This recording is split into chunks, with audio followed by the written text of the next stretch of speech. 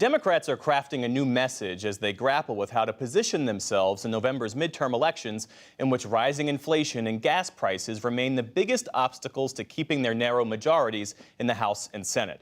President Biden has started road testing his new messaging strategy, stressing that he understands the economic pain that many Americans are experiencing, while drawing a contrast with the GOP and warning of Republican extremism.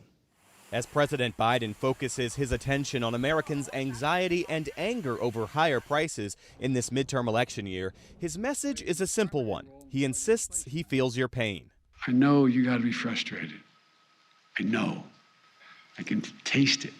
The vast majority of Americans are hoping that their government just takes care of their problem, and they don't have to think about it in detail at the kitchen table. And as he criticized Republicans this past week for blocking some of his economic plans, the president used a new phrase, ultra MAGA, to brand part of the Republican Party as pro-Trump extremists.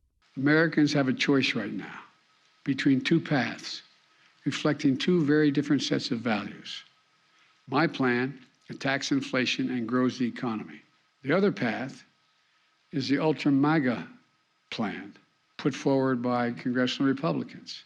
Echoing what he said days earlier, attacking a plan put forward by Republican Senator Rick Scott to raise taxes on tens of millions of middle-class Americans.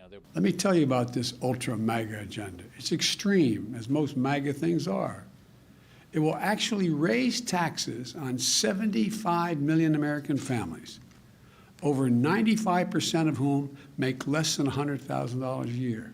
The new ultra MAGA label and underlying shift in messaging, sources tell me, is the result of polling and analysis by Democratic groups designed to pinpoint the best approach in trying to fend off Republican gains in this midterm election year.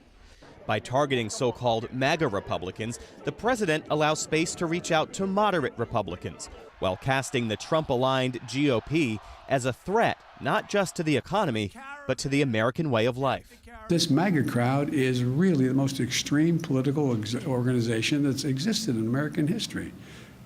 And for a closer look at Democrats' shift in messaging, I'm joined by Anat Shenker-Osorio. She is founder of ASO Communications, a progressive political consulting firm, and host of the podcast Words to Win By.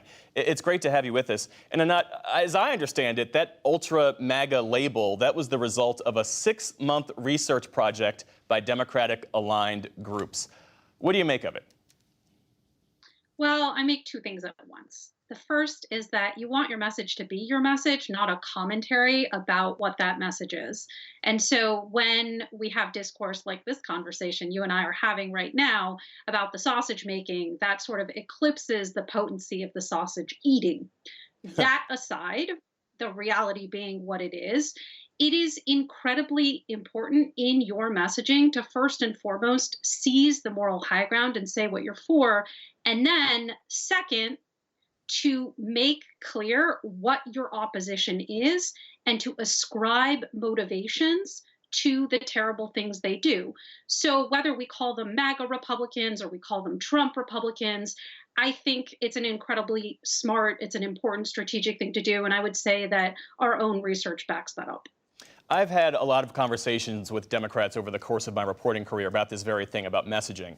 And I'll never forget what one person told me. And they said that Democrats are always at a disadvantage because Democrats have to be focused on policy and Democrats are expected to be intellectually honest. Republicans tend to message, this person said, around fear and the culture wars, which is a much easier way to excite the base. Does President Biden, does any Democrat have the power, the ability, the capacity, really, to formulate a message that excites people?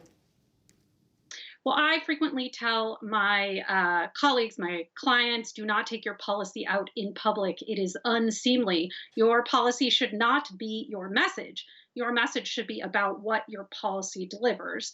Whether or not Democrats have the ability and the stomach to actually draw this clear contrast, some Democrats do, and clearly Biden is moving in that direction. Because one thing that we see over and over again, as you rightly note, Republicans have no trouble naming villains. And in fact, the name of their game is scapegoating. They pick some group to whom they ascribe as other, right? And that could be, quote, welfare queens back in the day. That could be, quote, illegal immigrants, that could be more recently trans youth.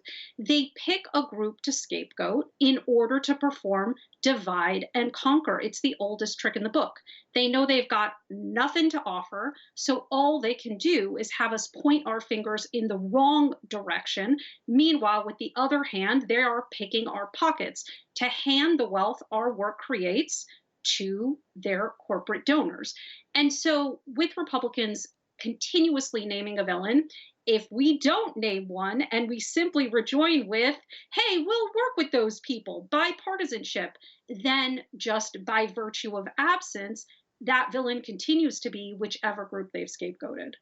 So why doesn't the message, Democrats deliver? Why doesn't that message work? And I ask the question because I've talked to White House officials who are frustrated by how little credit they think they get for enacting a massive economic stimulus plan, an infrastructure package, distributing COVID vaccines, having an economy apart from inflation that is breaking records, nominating and confirming the first black woman to the Supreme Court. Why doesn't the president get credit for any of that in terms of messaging? In politics and in life, it is very unwise to attempt to argue people out of their feelings. So, regardless what is actually true in the world, the way that people feel right now about their own economic situation is that many Americans have, to put it colloquially, more month than check. People are having trouble making ends meet, and that is how they feel. And there is nothing that we can say that is stronger than that feeling or that is stronger than the emotion of looking at the bills and not knowing how to cover them. And so rather than argue with people out of their feelings and say, hey, we delivered for you, why aren't you more grateful? Why don't you love us more? Which is just sort of a recipe for engendering backlash and anger.